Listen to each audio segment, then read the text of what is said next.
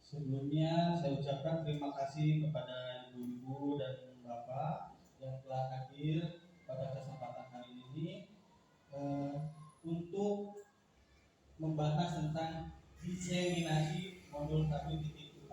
Ini merupakan tugas dari calon guru penggerak angkatan 8 ini tentang modul 1.4, yaitu menjelaskan tentang budaya positif di lingkungan kelas, sekolah, dan rekan guru.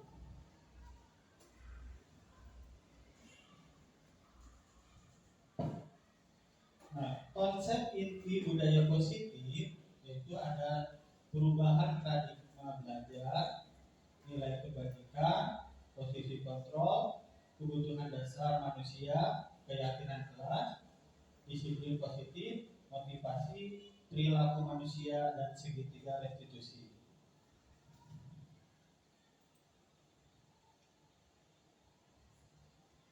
Nah, di sini pembelajaran dengan paradigma baru merupakan pembelajaran yang dirancang berdasarkan prinsip pembelajaran berdiferensiasi, sehingga para peserta didik belajar sesuai kebutuhannya berdasarkan tahap perkembangan sesuai teori psikologi modern untuk mewujudkan profil belajar Pancasila. Nah, di sini profil belajar Pancasila itu tentang kita harus beriman, bertakwa kepada Tuhan Yang Maha Esa dan berakhlak mulia. Kemudian berkebinekaan global, bergotong royong, mandiri, kreatif, dan bernalar kritis.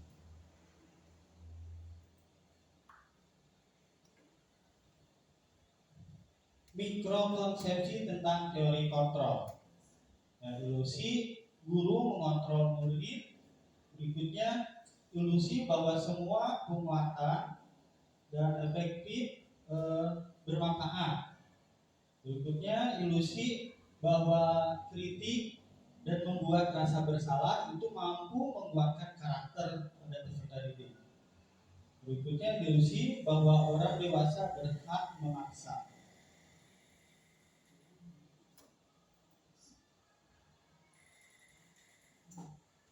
Berikutnya yaitu mengubah paradigma stimulus respon ke pendekatan teori kontrol. Misalnya di sini stimulus responnya realitas kebutuhan kita itu sama, tapi di teori kontrolnya realitas kebutuhan kita itu berbeda. Jadi setiap orang itu tidak sama ya. Nah, atau semua orang melihat hal yang sama. Teori kontrolnya setiap orang itu memiliki gambaran yang berbeda. Nah, kita mencoba mengubah agar berpandangan sama dengan kita. Pada teori kontrolnya, kita berusaha memahami pandangan orang lain tentang dunia. Stimulus respon berikutnya yaitu perilaku buruk dilihat sebagai suatu kesalahan. Pada teori kontrol, semua perilaku memiliki tujuan. Orang lain bisa mengontrol saya, hanya Anda lah yang bisa mengontrol diri Anda. Tidak bisa dikontrol oleh orang lain, tetapi hanya kita yang bisa mengontrol diri kita sendiri. Saya bisa mengontrol orang lain, Anda tidak bisa mengontrol orang lain. Nah, pemaksaan ada pada saat rujukan gagal. Pada teori kontrolnya itu kolaborasi dan konsensus menciptakan pilihan-pilihan baru. Dan berikutnya model berpikir memang atau kalah, menang atau kalah. Dan pada teori kontrolnya itu model berpikir itu menang-menang.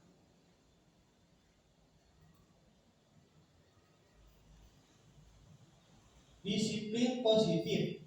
Disiplin itu berasal dari kata disiplina yang artinya belajar. Disiplin mengacu pada disiplin diri yang memiliki tanggung jawab terhadap apa yang dilakukannya berdasarkan nilai-nilai yang diyakini. Disiplin positif merupakan salah satu cara penerapan disiplin yang bertujuan untuk menunjukkan kesadaran serta memberdayakan peserta didik tanpa imbalan penghargaan atau reward, ancaman atau hukuman.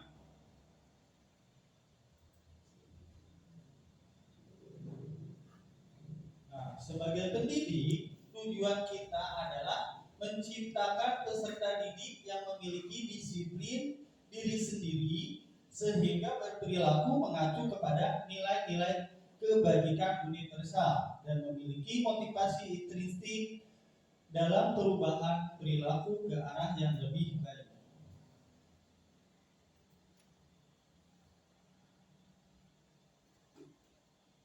Nilai-nilai kebajikan, nilai yang disepakati bersama, lepas dari suku bangsa, agama, bahasa maupun latar belakangnya. Contoh nilai kebajikan institusi atau organisasi, yaitu profil pelajar Pancasila, belajar beriman dan bertakwa, berkebinekaan global, gotong royong, mandiri, kreatif, dan bernalar kritis. Yang berikutnya itu IBO Primary Year Program FEF, ya, toleransi, rasa hormat, integritas, mandiri, menghargai, antusias, empati, keingintahuan, kreativitas, kerjasama, percaya diri, dan komitmen. Dan berikutnya keterampilan hidup, life skill, dapat dipercaya, lurus hati, pendengar yang aktif, tidak merendahkan orang lain, dan memberikan yang terbaik diri sendiri.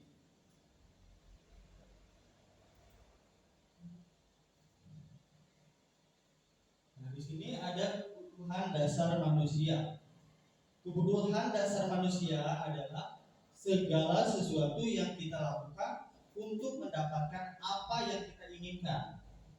Seluruh tindakan yang kita lakukan memiliki tujuan tertentu, dan semua usaha terbaik yang kita lakukan adalah dalam rangka agar kebutuhan dasar kita terpenuhi dengan baik.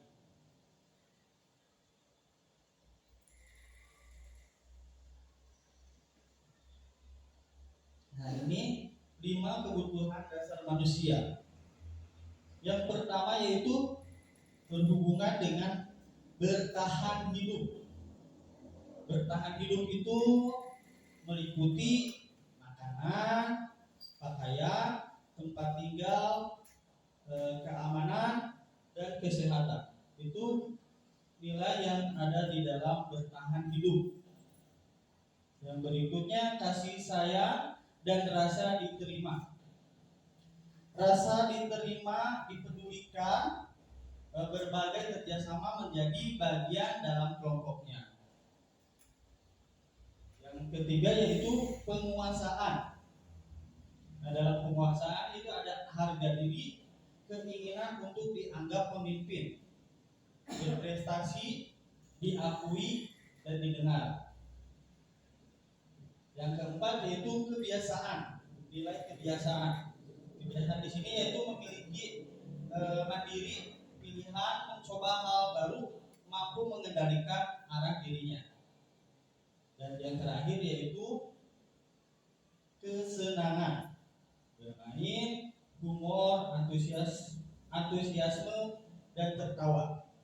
Ini adalah 5 kebutuhan dasar manusia yang ingin kita penuhi. Kita semuanya udah ada semua dalam diri kita. Udah cukup belum? Ada yang belum cukup, ada yang belum terpenuhi, Pak. Ada yang belum terpenuhi. Misalnya bertahan hidup, dalam bertahan hidup gaji saudara cukup wae. Ya, jadi harus cari lagi solusi supaya bagaimana kebutuhan bertahan hidup kita terpenuhi. Ya.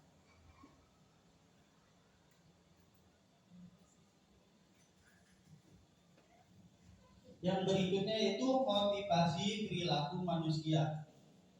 Yang meliputi motivasi ekstrinsit dan motivasi intrinsik, yaitu untuk menghindari ketidaknyamanan atau hukuman.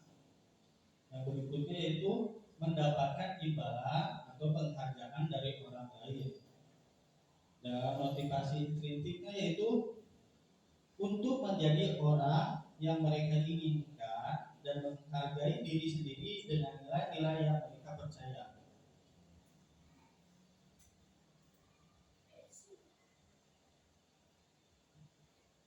Nah, ini tentang hukuman.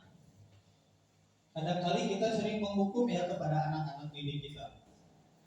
Nah, hukuman di sini itu tidak terencana sifatnya. Tiba-tiba murid atau murid tidak tahu apa yang akan terjadi atau tidak dilibatkan. Yang bersifat satu arah berupa hukuman fisik atau psikis. Ada juga konsekuensi, yaitu terencana atau disepakati sesuai peraturan. Murid tetap dibuat tidak nyaman. Sikap guru selalu memonitor murid. Dan yang ketiga yaitu restitusi. Nah, proses ini menciptakan kondisi bagi murid untuk memperbaiki kesalahan. Proses kolaboratif yang mengajarkan murid untuk mencari solusi sendiri atas kesalahannya yang telah diperbuat tadi.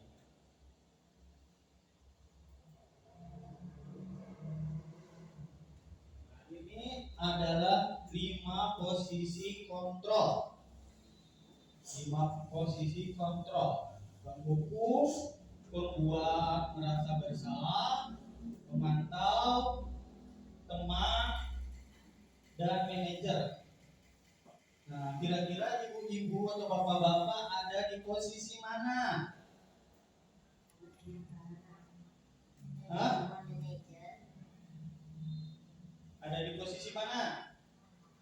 Ada yang posisi teman, ada yang guru selalu sering menghukum siswanya, terus ada yang selalu dipantau atau manajer, dan ada juga yang membuat merasa bersalah. Nah, ini adalah 5 posisi kontrol.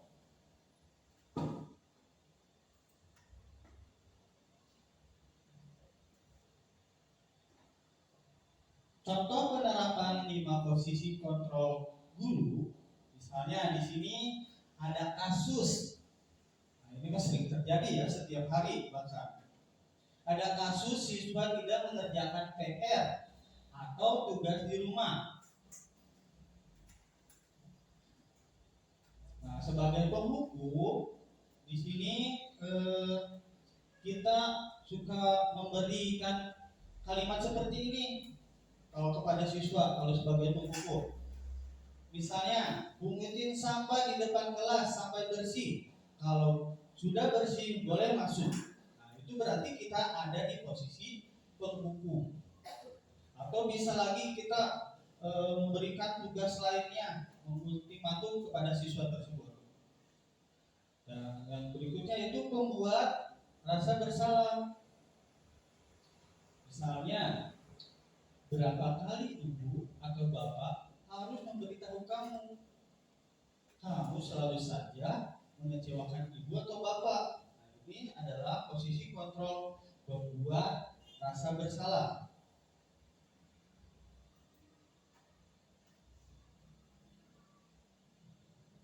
Yang berikutnya yaitu sebagai teman. Ayo dong, kalau ada PR kamu kerjakan. Kalau bantuin ibu atau bapak ya sekali ini ya sudah, tidak apa-apa. Lain kali jangan sampai berbuat seperti ini lagi ya. Yang berikutnya itu pemantau. Kamu sudah melanggar kesepakatan, kamu tahu konsekuensinya. Setelah pembelajaran ini kamu tidak boleh istirahat. Kerjakan dulu tugasnya dan jangan diulangi lagi. Ini posisi pemantau. Dan yang terakhir yaitu manajer. Apakah kamu tahu kesalahanmu?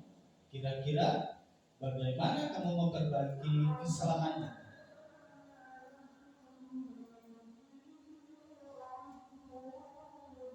Nah, di sini ada posisi kontrol. Apakah saya kecewa sekali dengan kamu. Kira-kira apa ini, Ibu? Hah? Membuat merasa bersalah atau apa? Hah? Ya benar ya. Ini membuat merasa bersalah. Saya kecewa sekali dengan kamu.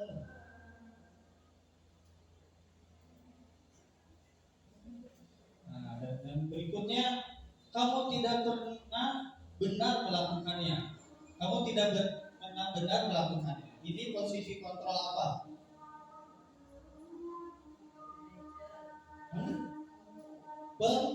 Penghukum. Ya benar, ini adalah posisi penghukum. Membuat merasa bersalah, Pak. Membuat merasa bersalah. Kamu tidak benar-benar melakukannya. Jadi salah, ini membuat merasa bersalah. Ya, bisa membuat merasa bersalah. Tapi di sini kita jelas kalau ini menghukum anak tersebut, ya. Jadi anak merasa bersalah dan kita ini kata-katanya lebih tepatnya untuk menghukum, ya. Kamu tidak pernah benar melakukannya. Itu.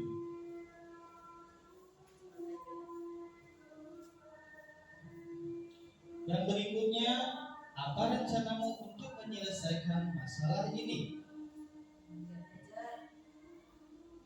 Belajar atau apa?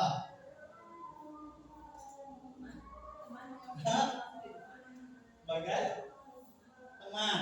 Ya benar, ini posisi kontrol sebagai teman. Apa rencanamu untuk menyelesaikan masalah ini?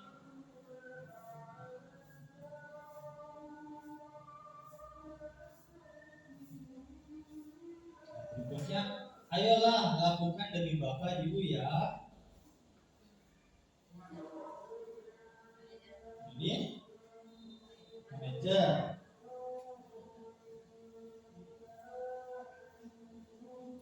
Dan yang terakhir, kamu tidak pernah mendapat nilai jika tidak mengerjakan tugas. Kamu tidak akan dikasih nilai kalau kamu tidak mengerjakan tugas. Berarti termasuk posisi kontrol. Namun misalkan jadi kerjakan kualitasnya nilai, itu maksudnya intinya. Jadi sebagai posisi kontrol apa? Penghukum, ya.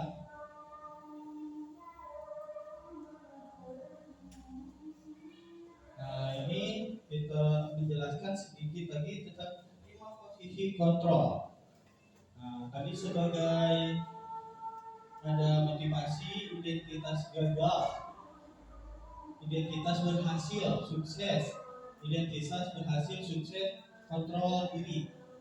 Nah, tadi sebagai penghukum dan membuat orang merasa bersalah, misalnya menghardik, guru sering menghardik, menunjuk, menyakiti atau menyindir. Nah ini guru sering berkata kalau kamu tidak melakukannya, awas ya. Membuat orang merasa bersalah, berceramah dan mengatakan seharusnya ibu kecewa. Guru sering berkata, kamu seharusnya kamu sudah tahu ibu lelah sekali. Dan hasilnya kalau kita menjadi sebagai penghukum, yaitu siswa sering memberontak, menyalahkan orang lain, dan berbohong. Kalau kita membuat merasa orang bersalah, hasilnya itu menyembunyikan, menyangkal, dan juga berbohong. Tapi kalau misalkan pada posisi teman, yaitu guru berbuat membuatkan alasan-alasan untuk muridnya pada posisi memantau, menghitung dan mengukur. Guru berkata, ayo lakukan demi ibu. Masa kamu tidak mau? Ingat, bapak ibu pernah ya? Atau apa peraturannya? Kalau misalkan kita menjadi posisi kontrol sebagai teman, anak-anak pasti akan sering merasa ketergantungan. Ya, kalau pada komisi pemantau akan menyesuaikan diri bila diawasi siswa itu. Nah, jujur saya juga sebelum ikut ke sini, saya juga menjadi teman kepada anak-anak itu supaya mereka merasa dekat dan tidak canggung. Tetapi sudah saya lihat ke depannya ketika anak itu udah naik ke kelas 4, jadi anak-anak sering ketergantungan gitu. Jadi manja.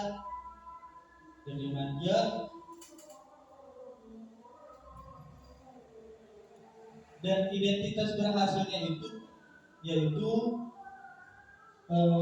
menghargai diri sendiri, yaitu sebagai manajer mengajukan pertanyaan-pertanyaan apa yang kita yakini, apa yang bisa kau kerjakan untuk memperbaiki masalah ini, menguatkan pribadi hasilnya itu kalau kita berada di posisi kontrol manager.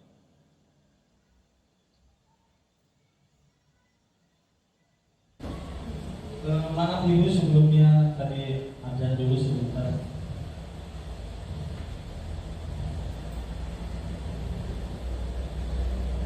Nah, berikutnya itu pembentukan keyakinan kelas. Nah, keyakinan kelas itu bersifat abstrak berupa pernyataan universal, dibuat dalam pertanyaan positif sedikit saja agar mudah dimengerti. Dan kelima yaitu sesuai dengan kondisi di kelas dan sekolah sehingga mudah diterapkan.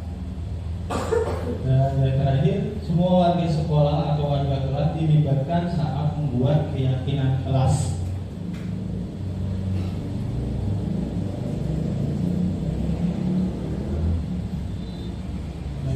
Berikutnya itu segitiga restitusi. Nah, suatu proses dialog yang dijalankan oleh agar dapat menghasilkan murid yang mandiri dan bertanggung jawab.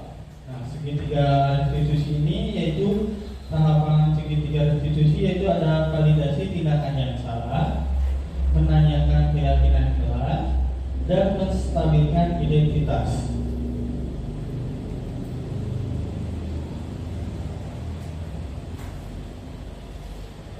Yang pertama, menstabilkan identitas.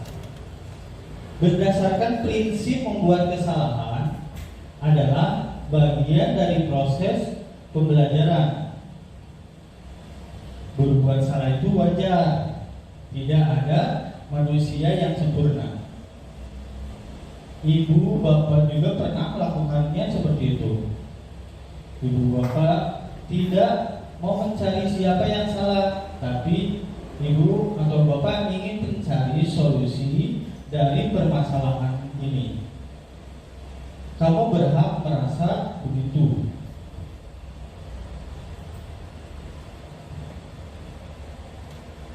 Yang berikutnya, validasi tindakan yang salah.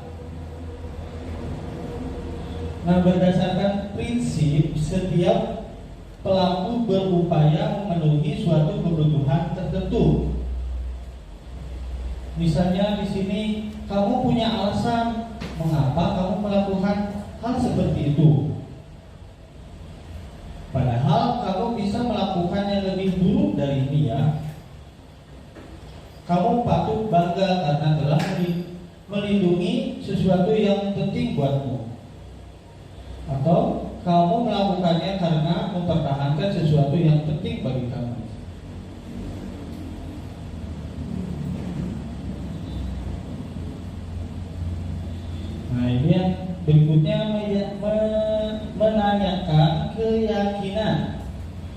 berdasarkan prinsip teori bahwa pada dasarnya kita termotivasi secara intrinsik. Misalnya, apa keyakinan kelas kita? Nilai-nilai apa yang telah disepakati bersama? Seperti apa gambaran sebuah kelas yang ideal menurut kamu? Kamu ingin menjadi orang yang seperti apa? Ya.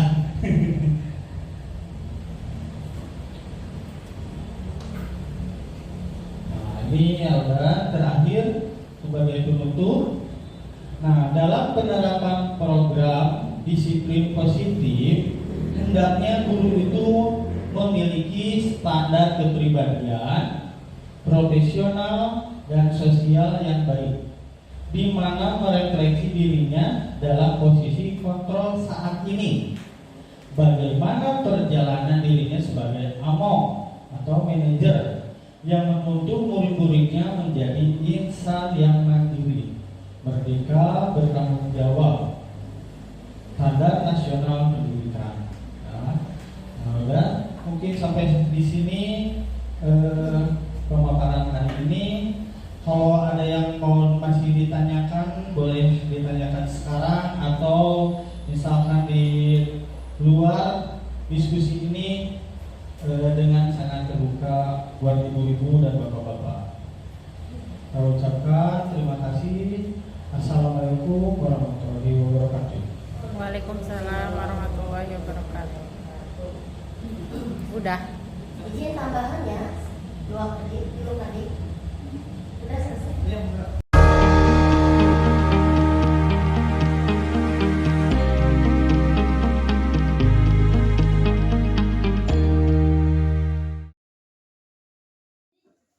Anak-anak, hari ini kita akan menulis kesepakatan kelas ya. Iya. Tahu nggak kesepakatan kelas itu apa? Apa kamu Naura jawab? Apa Naura? Kesepakatan kelas itu apa Gim? Iya, ya kesepakatan kelas itu yang kalian tidak boleh dilanggar yang ada di kelas ini ya. Kita tulis kesepakatan kelas.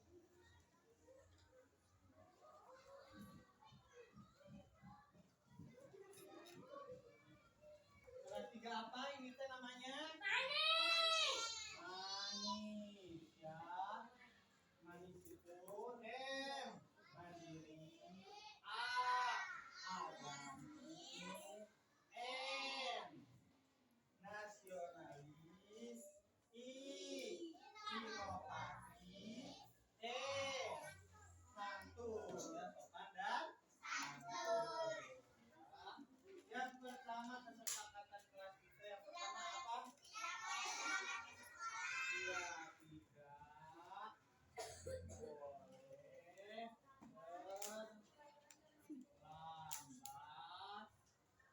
ke sekolah. Yang kedua apa kira-kira? Baca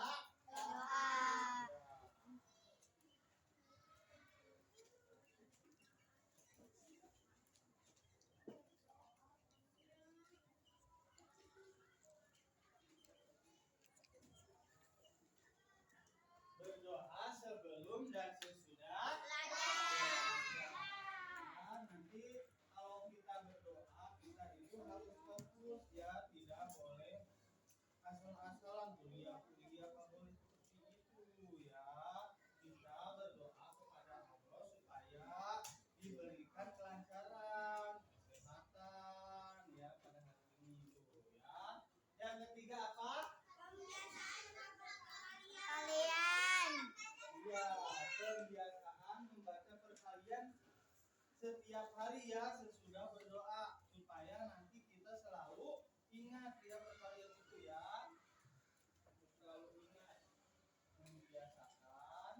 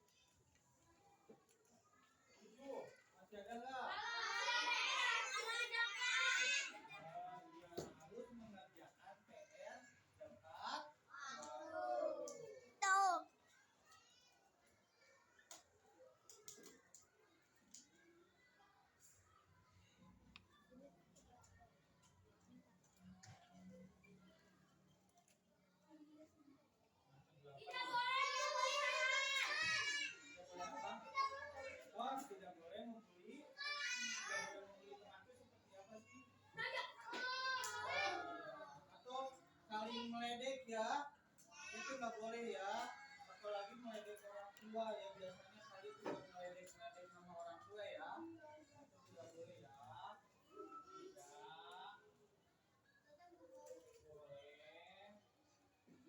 boleh membuli teman ya, membuli teman ya.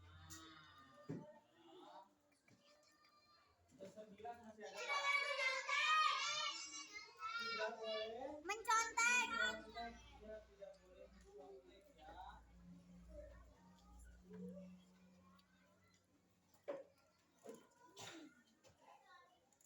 Tidak boleh mencontek. Ah ya, tidak boleh membuang sampah sembarangan.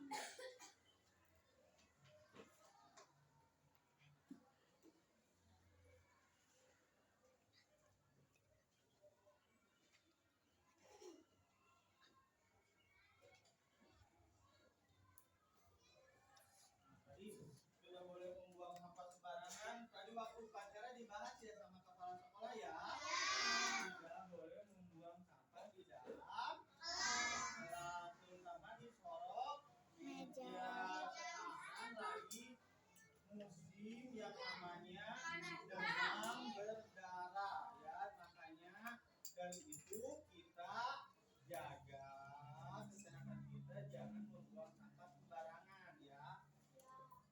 Nah, sekarang satu lagi kita menuliskan apa sih kemarin teh kalimat positifnya ya. Nah, kalimat positif.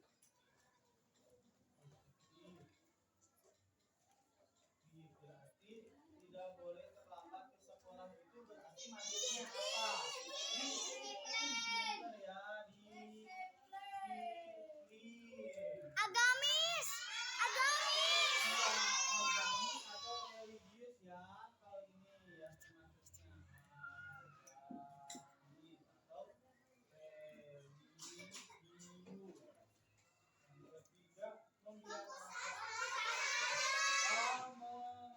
membiasakan berarti kan kita udah ada kesepakatan ya, berarti tetap ini yang membiasakan itu maksudnya kedisiplin juga. Fokus saat belajar ya, fokus saat belajar berarti kita apa, tetap gitu ya, berarti kita di kelas harus fokus ya, fokus saat belajar. Berarti kamu harus memperhatikan guru ya. Yang keempat ya, kita izin ke belakang itu berarti harus sopan santun. Berarti kalau yang mau izin ke belakang harus diawali dengan menggunakan kata maaf Pak, saya mau izin ke belakang gitu ya. Yang berikutnya apa ya? Iya, bertanggung jawab.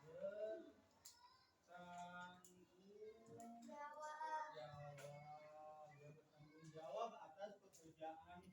Apa misalkan ada PR, kamu harus tanggung jawab untuk kerjain itu ya. Kamu disiplin mengerjakannya, ditentukan pada waktunya ya. Tidak boleh membuli teman itu apa? Nah, tidak boleh apa? Tidak boleh membuli teman apa? Nah, iya, bukan mandiri, saling menghargai.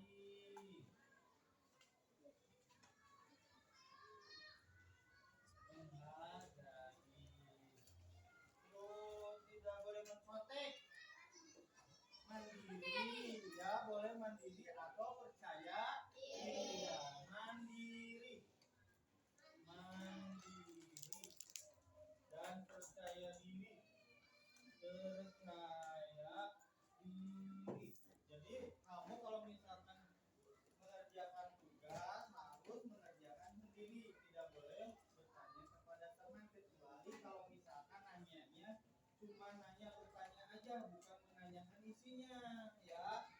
Nanya boleh nanya, tapi nanyanya aduh aku nggak ngerti, boleh. Kalau kamu nggak ngerti boleh tanya langsung ke bapak ya, ke gurunya ya, seperti yang terakhir, tidak boleh membuang sampah sembarangan. Iya, itu tentang kebersihan. Nah, ini kesepakatan kelas 3 manis yang kamu harus patuhi di kelas. Tidak boleh melanggar. Dan ini kalimat positif yang kamu harus disepakati di kelas. Kamu bisa mensepakati kelas ini? Bisa ya, kita tidak boleh melanggar kesepakatan kelas ya. Untuk itu sekarang kalian tulis dulu ya.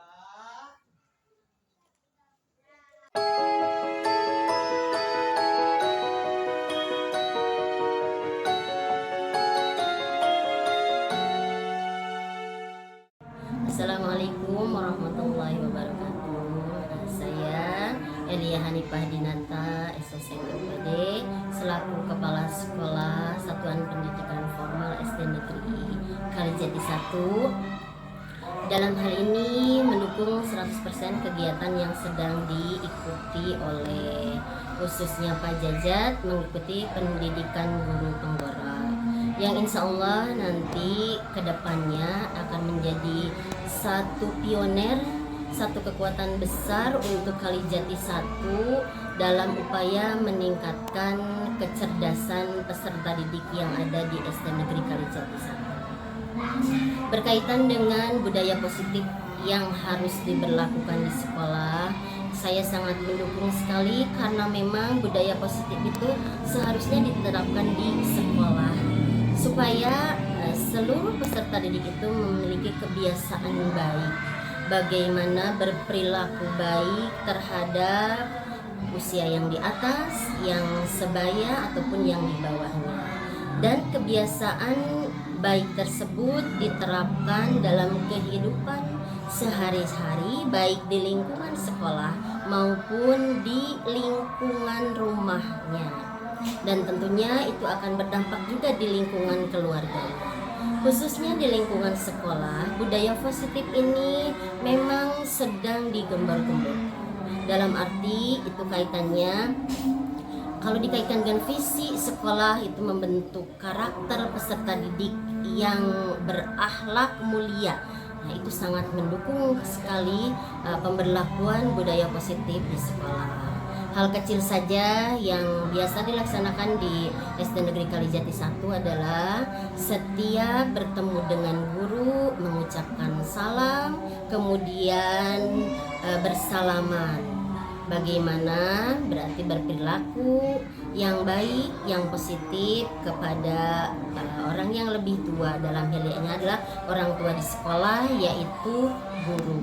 Kemudian sebelum belajar juga dibiasakan untuk berbaris tertib, masuk dengan tertib, kemudian duduk rapi. Sebelum belajar diawali dengan membaca doa terlebih dahulu.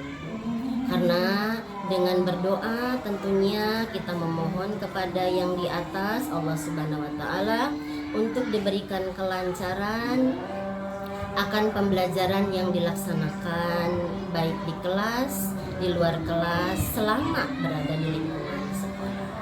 Untuk itu sekali lagi saya atas nama pribadi Elia Hanifah Dinata sangat mendukung sekali adanya penyebaran atau penegasan mengenai budaya positif ini harus diterapkan di lingkungan sekolah. Untuk Pak Jajat khususnya, silahkan tingkatkan kemampuan setinggi mungkin. Kemudian nanti di akhir selesai pendidikan dimohon untuk diterapkan di sekolah dan menjadi contoh bagi guru-guru yang lain untuk menjadi lebih baik, terutama dalam peningkatan kualitas pembelajaran, sehingga tujuan kita bersama mencetak atau mencerdaskan kehidupan bangsa, terutama anak didik khususnya yang ada di Kalijati 1 dapat kita capai.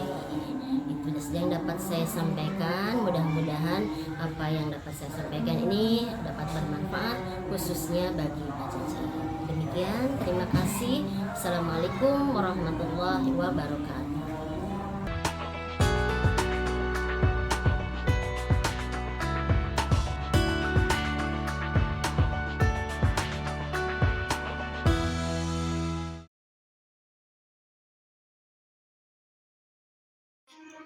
Assalamualaikum warahmatullahi wabarakatuh. Nama saya Nifayatun Nungkus. Saya senang sekali karena Pak Jaja sudah membuat keyakinan kelak. Dan teman-teman saya sudah tidak nakal dan lebih sopan santun lagi dan tidak membuli teman. Dan mereka saling menyayangi. Wassalamualaikum warahmatullahi wabarakatuh. Assalamualaikum warahmatullahi wabarakatuh. Kenalkan, nama saya Gina Inaya. Setelah membuat keyakinan kelas tentang kebersihan kelas, saya menjadi bersih dan teman-teman melaksanakan piket kelas penuh tanggung jawab. Wassalamualaikum warahmatullahi wabarakatuh. Sudah siap untuk belajar lagi?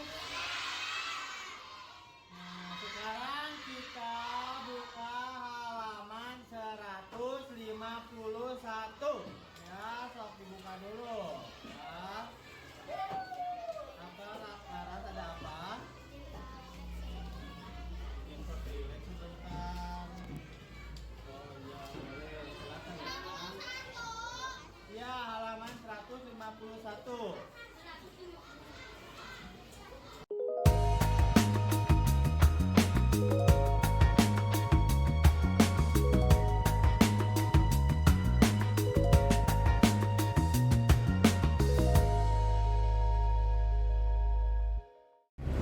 Assalamualaikum warahmatullahi wabarakatuh. Perkenalkan, nama saya Kaisa Ainun. Saya duduk di kelas 3 SDN Kalijati 1. Hari ini saya datang terlambat dan saya merasa senang karena saya tidak dihukum oleh Pak Jajat. Saya hanya diingatkan lagi supaya lebih disiplin. Terima kasih. Wassalamualaikum warahmatullahi wabarakatuh.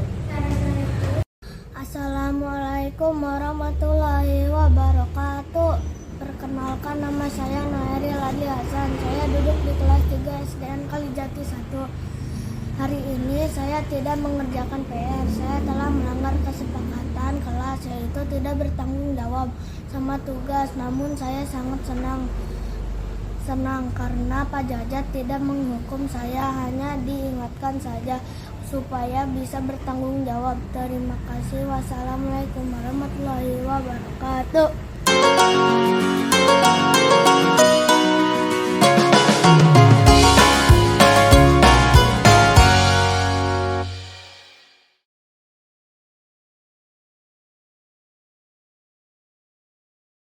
Pelajaran matematikanya udah bisa pembagian semuanya. Dan siapa yang melanggar keyakinan kelas hari ini tidak mengerjakan PR? Ada berapa orang? 1, 2, 3, 4, 5. Kenapa kamu tidak mengerjakan PR? Hah? Ya, Bapak maafkan karena tugasnya kemarin PR-nya kan dikirim lewat WA. Jadi Bapak maklumi, kamu mungkin kemarin nggak buka grup WhatsApp-nya ya. Nah, mungkin mamanya nggak ada kuotanya gitu ya. Karena kemarin kita belajar di rumah ya. Jadi Bapak kirim lewat WA tugasnya. Jadi Bapak maklumi buat yang tidak mengerjakan tugasnya. Siapa yang nilainya 100? Dan 80? Ya. Alhamdulillah nilainya bagus-bagus ya. Nah, supaya untuk lebih semangat melanjutkan pelajaran berikutnya, Bapak mau kasih ice breaking dulu ya. Ice breaking itu kayak supaya menambah kita supaya semangat ya. Kalau kata Bapak tertawa satu kali,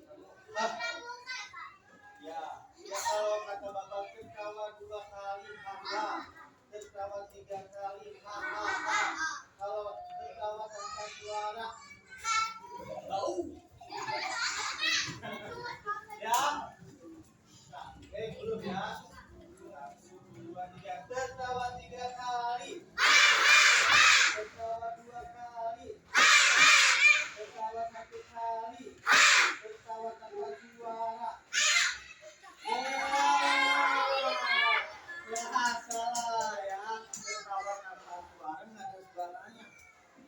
Bau.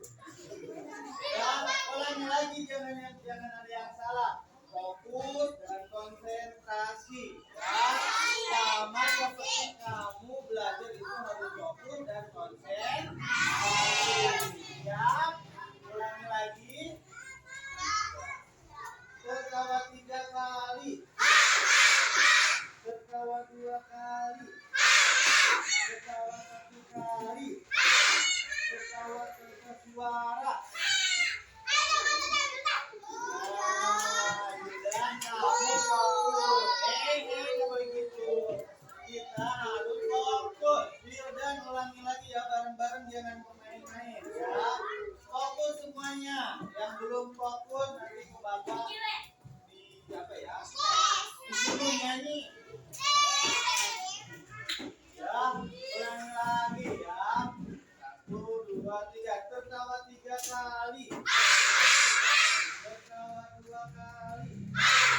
Tertawa 1 kali. Tertawa tanpa suara.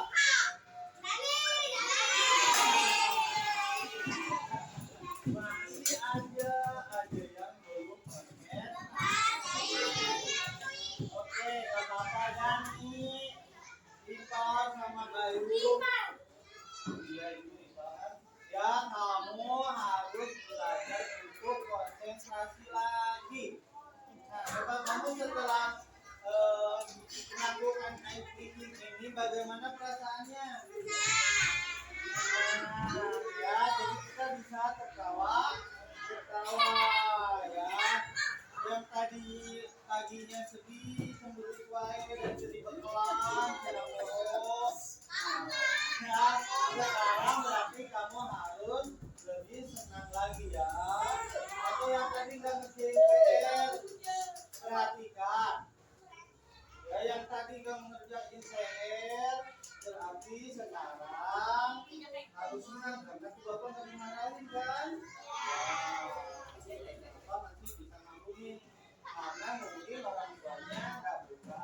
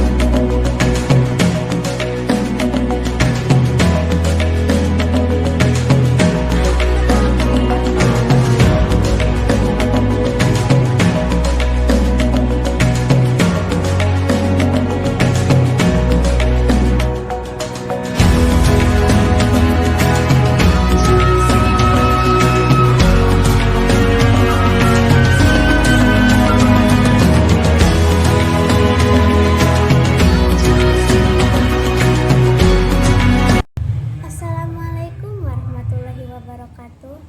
Wilujeng siang kanggo pamirsa sadayana. Nepangkeun nami sim abdi Hanifah Kafka Nugraha. Dina waktos ieu abdi bade ngadugikeun warta imah sajarah Kalijati saksi bisu runtuhna kakuasaan Walanda. Imah sajarah Kalijati Subang mangrupa tempat anu paling direkomendasikeun pikeun pengunjung minangka wisata edukasi keluarga. Imah sajarah Kalijati Subang nyebrehkeun identitasna salaku tempat wisata dumasarkan atikan sejarah. Bisa gigireun eta bisa nambahan pangawaru sejarah. Datang oge bisa ngaronjatkeun rasa nasionalisme urang kana NKRI.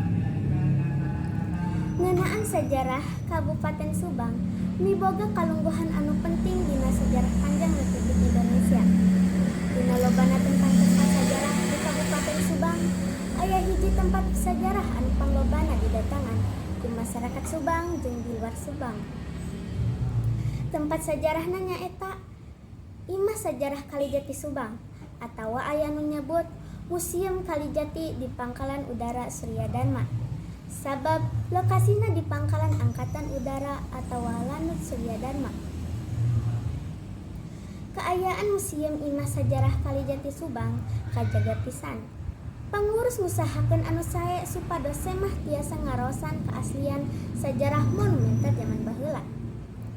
Dina hal arsitektur tak aya parobahan bentuk alias masih sarua jeung kaayanana dina taun 1842. Di mana eta tahun teh aya waktu pasrahna kakaosaan ti Walanda ka Jepang. Pemerintah Kabupaten Subang ngan saukur ngalaksanakeun renovasi kalayan tujuan pikeun ngajaga jeung miara sangkan teu leungit keaslian Museum Imah Sajarah Kalijati Subang. Imah Sajarah Kalijati Subang ieu sakurang-kurangna aya 6 ruangan. Di antarana kamar pikeun tamu, kamar pikeun kulawarga, 3 kamar jeung hiji kamar ayana di tukang.